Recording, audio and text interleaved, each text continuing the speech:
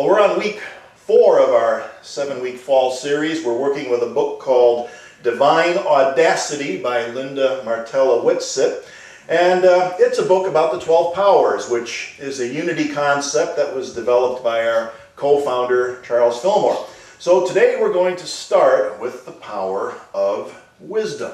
Now, for me, a lot of things come to mind when I think about the word wisdom.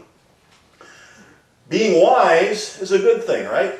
If someone were to call you wise, you'd probably take that as a compliment. I certainly would. Everyone would like to be considered wise, but nobody likes a wise guy, right? Nobody wants to be a wise guy.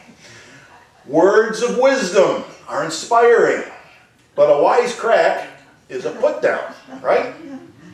You can be a wiseacre, a Weisenheimer, and there's another one that I know you're all thinking about, and again, nobody likes those people, right? Wiseacres, Weisenheimers, and the other one.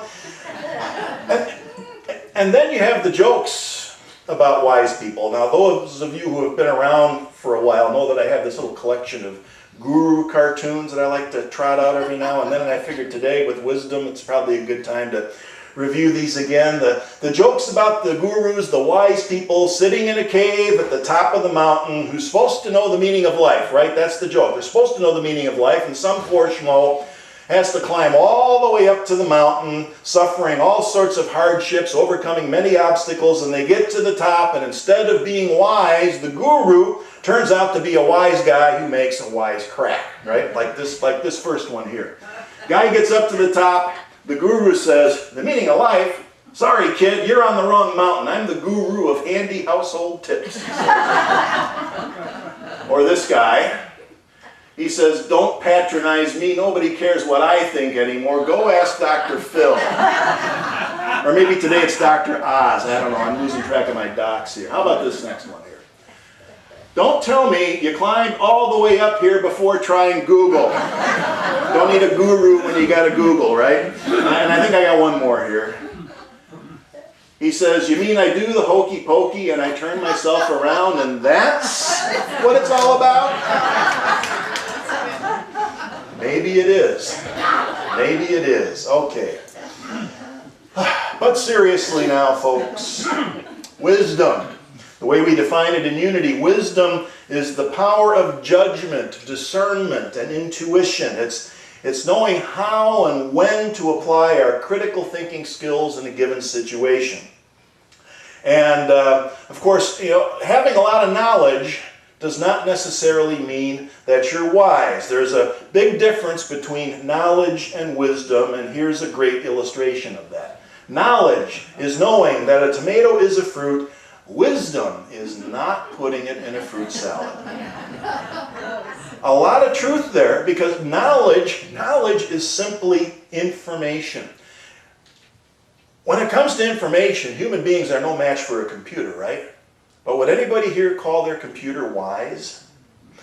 Wisdom is a combination of knowledge and judgment, which is the product of experience.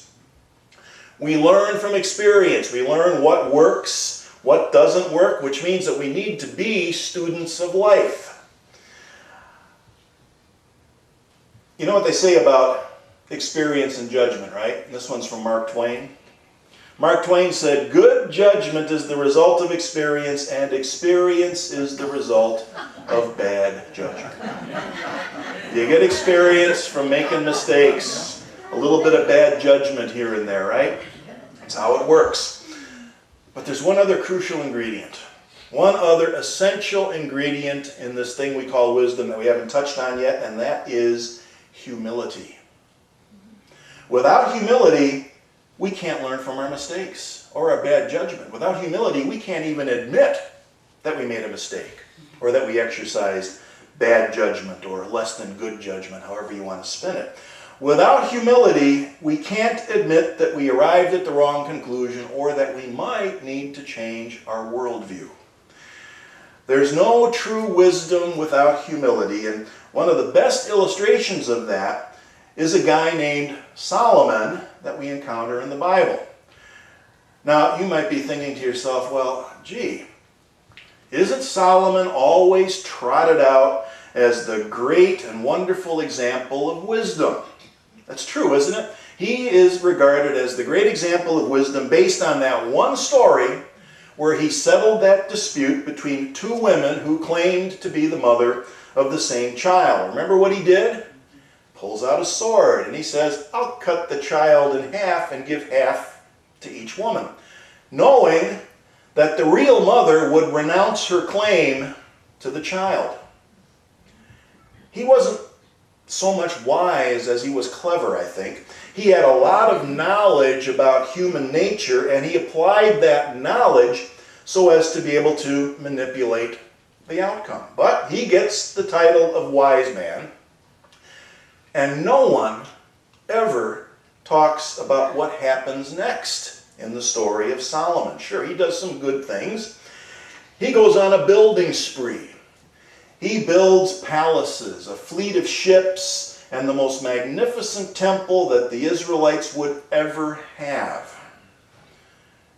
And by the way, this reminds me of a dumb joke from my childhood. Does anyone know where Solomon's temple is located? On the side of his head.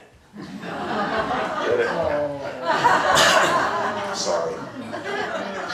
He built a lot of stuff. He turned Israel into what would properly be called a superpower. But he accomplished all of that at great cost by abusing his own people. He was forced to resort to forced labor and slavery to get all these building projects done. He drained the economy to pay for it all, and then he held himself to be above the law, especially the law that forbid Jewish men from marrying foreign women. Solomon had something like 1,000 wives. Remember that part of the story? He had something like 1,000 wives. Most of them were foreign. That was forbidden under Jewish law. And he didn't just marry them. He worshipped their foreign gods, which was a real no-no. Eventually, the people revolted. It led to chaos. It led to civil war. The kingdom divided into the northern half and the southern half, and then it was easy pickings. It was picked off by foreign invaders, first the Assyrians and then the Babylonians, and it turns out that Solomon wasn't so wise after all. His leadership was actually disastrous for Israel. Solomon really screwed up. He used his knowledge and experience in service to his own massive, bloated ego. Without humility, we're prone to believe the worst that we're capable of thinking. We start to believe our own BS. That's a problem. And as we can see in the case of Solomon, it's a huge problem when it happens to someone who's supposed to be a leader. Instead of Solomon, I think we should look to the example of someone like Abraham Lincoln. The example of great wisdom tempered by humility. Here's something that someone wrote about him in Psychology Today a few years ago. He said, like few others in the corridors of history, Lincoln's ability to regulate his emotions was the key to an emotional intelligence that produced extraordinary levels of humility. Lincoln was a masterful leader because he was able to master his own ego first. And I would call that wise, and I would call that humble. He was wise enough to be able to put an end to slavery and prevent the United States from splintering, unlike what happened to Israel under Solomon. And Lincoln did that because he was humble enough to surround himself with wise and competent advisors who he actually listened to.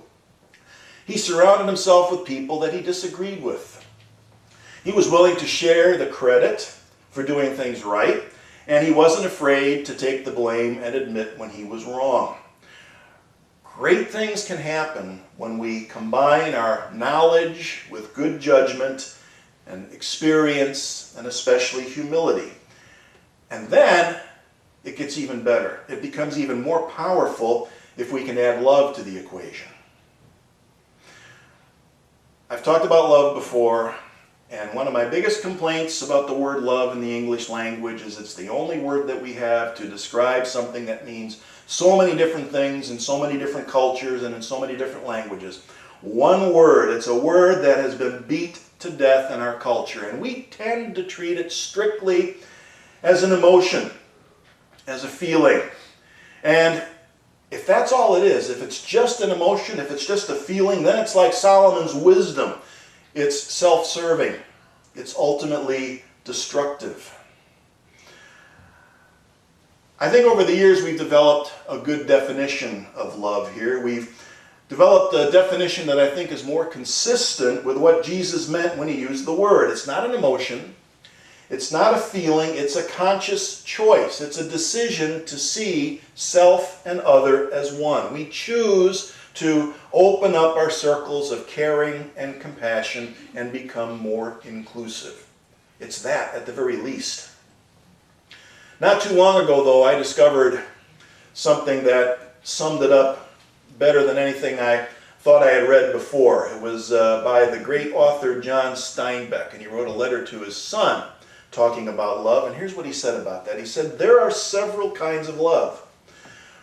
One is a selfish, mean, grasping, egotistical thing which uses love for self-importance. This is the ugly and crippling kind. The other is an outpouring of everything good in you, of kindness and consideration and respect, not only the social respect of manners, but the greater respect which is recognition of another person as unique and valuable. The first kind can make you sick and small and weak, but the second can release in you strength and courage and goodness and even wisdom that you didn't know you had." That's some great advice from father to son, and really I think a brilliant one-paragraph definition of love. Recognition of another person as unique and valuable, something that can release strength, courage, goodness, and wisdom. That's something worth doing. That's a power worth working with. So that's the definition. Now the greater question. How do you do that? How do you learn to do that? Like many things in life, it might be easier said than done. And what that usually means is that it takes practice. It takes intention, diligence, a degree of effort. Nothing worth having doesn't come without us having to put something into it. Well, there's a book with some practices in it that can help us to do that. A lot of different ways to do it, but I think these three are easy to work with and work really well here with the power of love. There's a book called Yes, You Can Change the World by a guy named Aman Motwane. And he challenges us to see the intrinsic worth of every person you encounter. See the intrinsic worth of every person you encounter. And that's kind of what John Steinbeck was getting at too. And so there are three practices that he recommends for doing that, for seeing the intrinsic worth of every person we encounter. The first practice is this. Focus not on how little time you have, but on how to make the most of what little time you have with every person. You know, it seems like we never have as much time as we want or even need for all of the things that we want to accomplish, and often our personal relationships, our interpersonal relationships, are turned into a series of brief encounters. That's the way it is in life. The time is short, but instead of seeing that as a problem or as a negative, we acknowledge that time is short. And when we acknowledge that time is short, that makes it more precious, doesn't it? That makes it even more important. So we need to focus our entire attention on the person that we're relating to in this moment, because time is short. We need to regard them as the most important person in the universe at this moment, because time is short. At home, in the grocery store, everyone counts, everyone matters, everyone is our neighbor, and time is short, and so we practice making the most of it. Now the second practice is to focus on the person within. That's what he says. Focus on the person within. And Superman is the only one I know who has X-ray vision, but there is a way that we can see how that might work. When Jesus said to love your neighbor as yourself, it means to see your neighbor as you see yourself. If you want to know what's going on inside another person, reflect for a moment on the things that you experience. No matter how you may appear on the outside, there's often something opposite going on the inside. If you want to know what's going on inside someone else, check out your own inner experience, because odds are they're having that same experience too. Anger on the outside can be due to pain or fear on the inside. Ever experienced that? We all know about ourselves, so we can know it about our neighbor. And that's what the Buddhists mean when they say to see self and other as one. That's one of their most important of their 10 core precepts, to see self and other as one. All right, the third practice is to focus not on what's wrong with a person, but what makes them right. Be willing to see their strength in the midst of perceived weakness. We like to consider ourselves here at Unity of Auburn as a strength-based ministry, which means that one of the things we do is we work to help people to find their unique strengths, hence the 12 powers. Working with the 12 powers is tailor-made to bring out our unique strengths. And something else we do is we remember that often the only reason that some trait in a person is viewed as a weakness or as negative is because of the label that we put on it. Strictly because of the label. Is that person really stubborn, or are they tenacious? Are they scattered or creative? Is someone cold, or are they just detached? Big difference. The words we use have consequences, and we need to be cautious because, in case you haven't noticed it, people have a way of living up or down to our expectations and the labels that we use to communicate what our expectations are. So give it a positive spin when you can do that with integrity, and you might be surprised how it helps to smooth out the interpersonal relationships. So those are 3 ideas to help us to practice seeing the intrinsic worth of everyone that we encounter, which is such an important element of the power of love. And that's actually it for today for Wisdom and Love. We're really just scratching the surface, but that's where we have to start. So next week we're on to zeal and power, and the color is green. So we will see you then, and happy Halloween.